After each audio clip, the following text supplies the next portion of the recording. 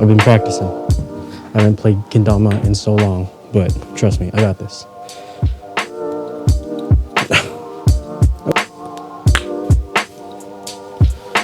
Damn. No. That's wide. Yes.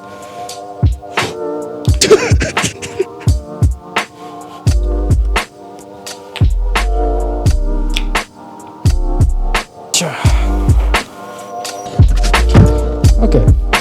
That's all. Okay. Thank you. Undeb it. Thank you. We got the goodies. So a few months back, I titled a video taking the 90D out for a picnic, and I said that I would follow up with like kind of reviewing, I guess, the 90D. So here we are a couple of months later, and in that time I've been filming for a lot of clients specifically with the 90D. So I guess here is my real world review of the 90D. Okay, side note, I'm not here to review specs or anything. I'm not like a specs guy, although I will be mentioning some specs in this video. That is not my main focus. So let's begin. I've had this camera for about 5 months when I first made that 90D video, which was back in June. This camera really isn't anything special with the things that it can do, but it can still do everything pretty well. And the things that I will be bringing up about this camera are good and bad things, so to speak. And just a fair warning, I will be focusing on the video side. So photos, sorry. Now, with that being said, my first point is if you are an avid Canon shooter, whether you have expensive equipment or you're just an occasional shooter, or even if you've never even shot Canon, the menu and layout settings are easily accessible. Like, you can legit spend 20 to 40 minutes just messing around with this camera. You will know basically everything that there is to know, which is really, really important for shooting for clients, especially for weddings. If you're shooting weddings, whether you like it or not, you will be running and gunning most of the time. So being able to find and set the right settings, because you do not want to miss a moment when you're shooting. So basically, sometimes you'll have to shoot indoors, but then 5 minutes later you have to shoot outdoors, and transitioning from the indoor settings to outdoor settings is different, by the way. And if you're not familiar with your settings and you're in that situation, you have to tell the client, hey, sorry, I wasn't able to capture that really important moment because I was fidgeting with my setting. Yeah, that's not a good thing. So accessible settings is key. I mean, it's really easy to use. I could give this to a child and they'd probably be able to use it within like 5 minutes. Or 30. I don't know why I said 5. Probably like 30 minutes. Next thing.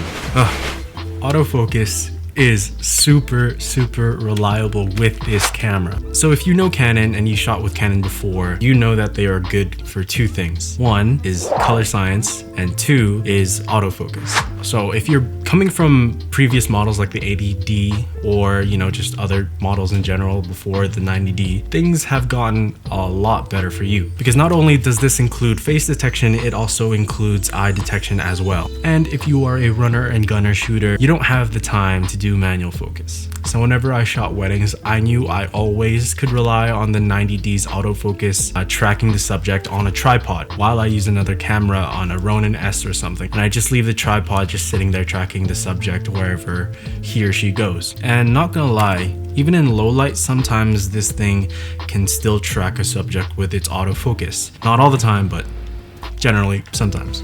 Number 3, this thing is great, but not special. And this is where the specs come in, I guess. So basically, it does not do 4K 60. Low light performance is not the greatest. It's 120 frames in 1080p, doesn't have autofocus.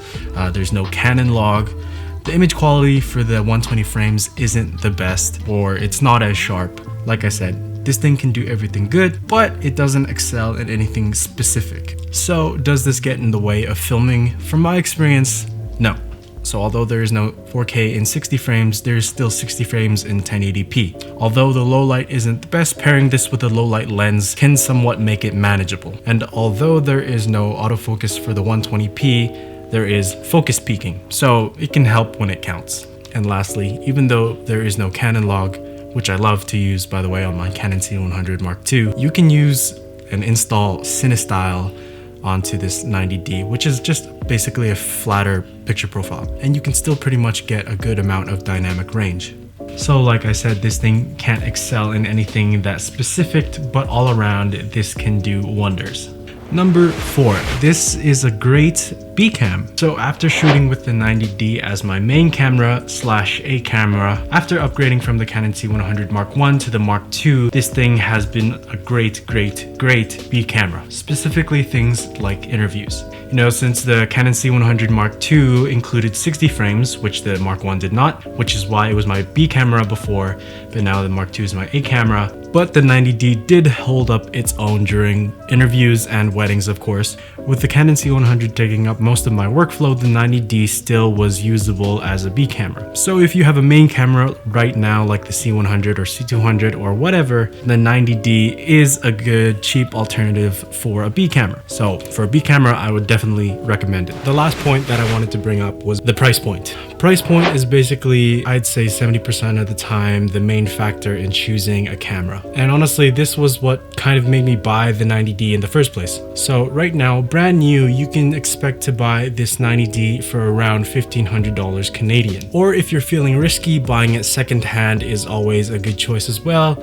Saves you on a couple $100s. Right now, with things like the Canon R, the R5, the R6, Canon 5D Mark IV, 1DX Mark II, 1DX Mark III, all cameras considerably better specs than this 90D. They were all generally more than $2,000 Canadian, even stretching to around $6,000 Canadian for things like the R5. So being able to get a camera body that's worth $1,500 that does generally everything well but nothing too specifically good, it is still a workhorse of a camera. And then later on, when you're working for paying clients, you can use that money to upgrade later. So who is the camera for? I hate this question just because most people that I see saying that for this 90D always say that it's only good for personal content creation. So things like YouTube, things like vlogs, things for Instagram, or just your social media in general. But I doubt they use the 90D in a professional setting like I did, because it is also good for that as well, professional setting. Using this to film for clients that are willing to pay you to make content, this does that well. So my answer to that question is yes, you can use this for personal use, but this can also be really great in a professional setting. And that was it. That was basically everything that I wanted to say about the 90D after 5 months for using it for work and other things as well. I hope you enjoyed. Hopefully I was able to give you some insight into this 90D. I know I had it for quite a while now. It honestly took me a while to make this video. So yeah, hopefully that helped. If you guys want to show some support, like and subscribe, that would be really great, because I am almost at 50 subscribers and you might not think that's a lot, but to me that is a lot, because when I started this, I didn't even know I was gonna get 10. So just being able to get that much, that was crazy to me in itself. So hope you enjoyed. See you next time.